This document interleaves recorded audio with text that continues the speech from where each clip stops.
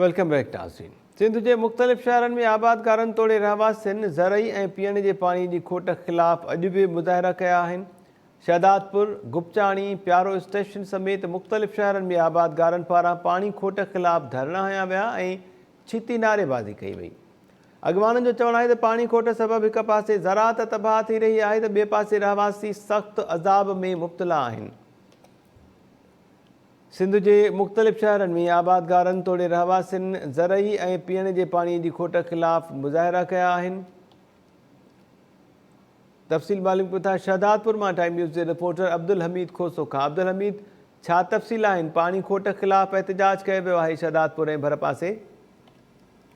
बिल्कुल लुंडो शाख में पानी न लभ है जै सबब जेके आबादगार आहिनि उहे सरापा एहतजाज बणियल आहिनि। लुंडो शाख जे पुछड़ी जे आबादगार आहिनि पानी जी खोट ख़िलाफ़ टायरनि खे बाहियूं ॾेई शहदादपुर नवाबशाह रोड जेको आहे उहो मुकमल तौर ते बंदि करे छॾियो आहे। धरणे सबब गाॾियुनि जूं जेके कतारूं लॻी वियूं आहिनि, रोड जे ॿिन्ही पासनि खां सवें जेके मुसाफ़िर गाॾियूं आहिनि उहे बीहजी वियूं आहिनि।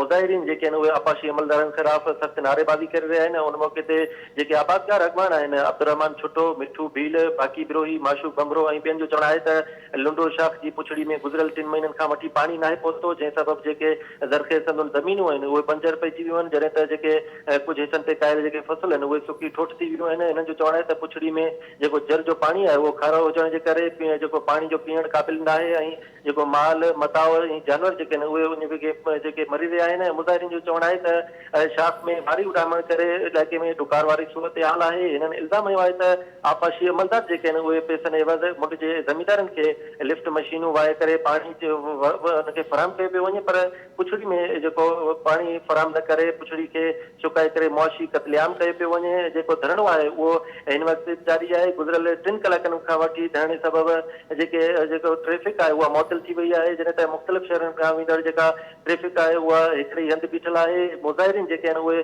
सख़्तु सरापा एहतजाज बणियल आहिनि। मुज़ाहिरीन हिकु ई मुतालबो करे रहिया आहिनि त पुछड़ी में पाणी छोड़ कयो वञे त जीअं हू पोखी करे मुआशी क़त्लेआम खां बची सघनि।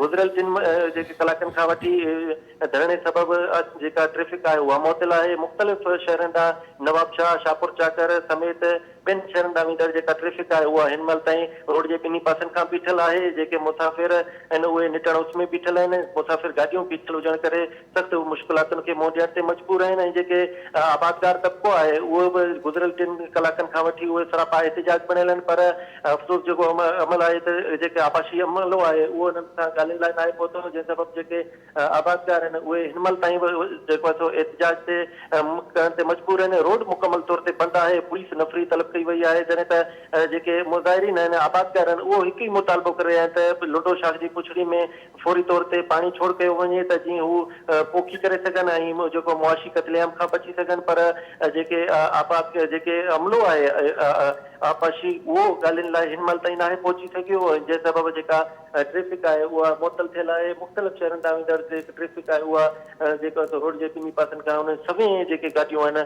उन जूं कतारूं लॻी वियूं आहिनि, जॾहिं त हिन महिल बि जेको धरणो आहे एहतजाज आहे उहो आबादगारनि पारां जारी आहे। हमीद खोसो, महिरबानी तफ़सील ॿुधाइण जे लाइ।